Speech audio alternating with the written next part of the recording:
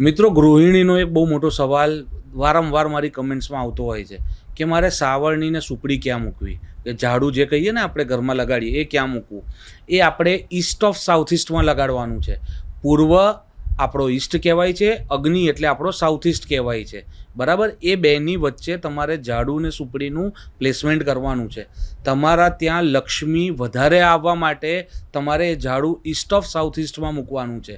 જ્યારે પણ તમારું ઝાડુ અને ક્લિનિંગના સામાન તમે ઈસ્ટ ઓફ સાઉથ ઈસ્ટમાં રાખશો તો તમારા ત્યાં લક્ષ્મીનો વાસ વધતો જ જશે.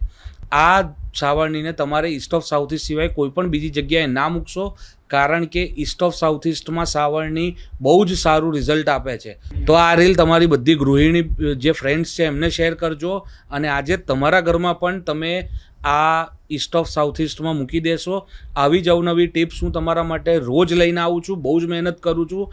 એક ફોલો કરી દેજો. ધન્યવાદ.